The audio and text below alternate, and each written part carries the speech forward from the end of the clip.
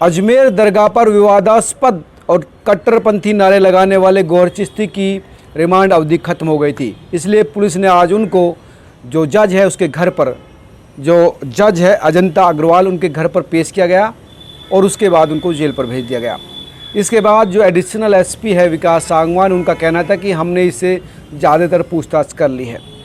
इस पूरे मामले में जो उनकी ब्रीफिंग थी वो ये थी कि गौहर चिश्ती से जो हमने पूछताछ की है उसमें कुछ खास लिंक इसका उदयपुर से नहीं निकलता दिख रहा है। उदयपुर से इसका लिंक नहीं निकाल पाए हैं। इसने कट्टरपंथी जो नारे लगाए थे वो आवेश में आकर लगाए थे या कुछ और वजह थी। ये दोनों बात एसपी साहब बोल रहे थे कि आवेश में आकर लगाए थे या कुछ और बात थी। जांच हमारी पूरी होगी थी, लेकिन जांच आगे भी जारी रहेगी। ये समझिए क्या कह रहे हैं। उनका कहना है कि आवेश में आकर नारे लगाए गए थे। अगर आपके कांस्टेबल ने इसके खिलाफ केस दर्ज किया था और उसने इस एफआईआर में दर्ज करवाया था कि जो गौहर चिश्ती है उससे पहले हमने कहा था कि आप यहाँ पर कोई विवादास्पद नारे मत लगाना, कोई हंगामा मत करना, उसके बाद ही आपने परमिशन दी थी। और उसके बाद भी गौहर चिश्ती इस तरह के विवादास्पद नारे लगाता है, न सिर्फ नारे लगाता है बल्कि टीवी चैनल्स को इंटरव्यू देता है, तो फिर ये आवेश कहाँ रह गया।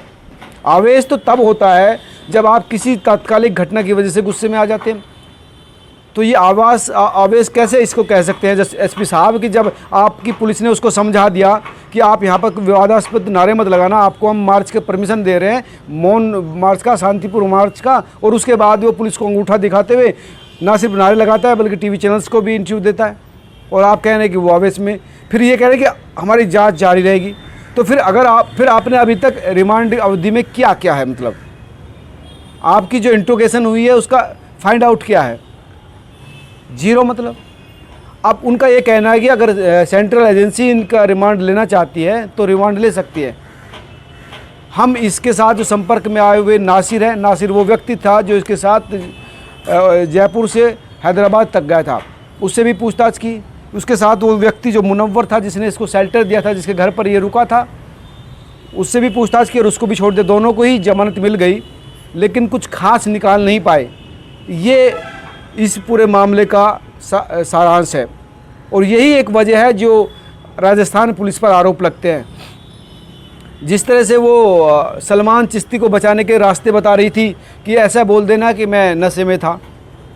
अब गौहर चिश्ती से जो इंट्रोगेशन हुई उसमें साफ कर दिया कि ये आवेश में आकर, ये लगभग साफ ही है कि उसने कहा था कि आवेश में आकर लगाया गया नारा था, जबकि आपके पुलिस की जो एफआईआर है उसमें लिखा हुआ था कि हमने इसको इस शर्त पर इस मार्च की परमिशन दी थी कि आप वहाँ पर कोई उत्तेजक नारे नहीं लगाएंगे, कुछ अव्यवस्था क्रिएट नहीं करेंगे। उसके बाद ये सारी चीज़, और उसके बाद आपने जब ये पूरा मामला हंगामा हो गया, कन्हैयालाल दर्जी का कत्ल हो गया, उसके बाद पकड़ने की कोशिश की। तो ये जो लापरवाही है पुलिस की, ये चीज़ कई चीज़ों पर सामने आती दिख रही है। अब सेंट्रल एजेंसी इससे क्या पूछताछ करेगी, क्या निकल कर आता है, ये देखना होगा। लेकिन जिस तरह से राजस्थान पुलिस ने इसमें फाइंडिंग की है वो संतुष्ट करने वाली नहीं है।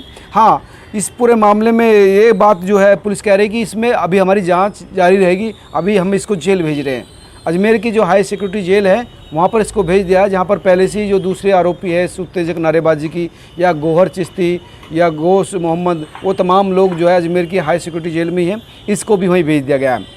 लेकिन जिस तरह के फाइंडिंग इस पूरे मामले में होनी चाहिए थी, जिस तरह की चीज़ें इसमें जो सामने आनी थी, फाइंडिंग क्लियर क्यों नहीं हो पा रही? आप इंट्रोगेशन में ये सारी चीज़ें क्यों नहीं निकाल पर आए?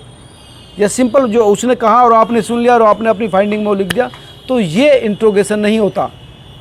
रिमांड का मतलब ये नहीं होता। रिमांड का मतलब होता तथ्य सामने लाना, सत्य सामने लाना। और जो मुझे लगता है कि यहाँ पर इस पूरे मामले में राजस्थान पुलिस फेल हुई है। आप इस पूरे मामले पर क्या सोचते हैं मुझे ज़रूर कमेंट करके बताना। मैं लगातार आपको इस मामले की और भी अपडेट देता रहूँगा। नमस्कार।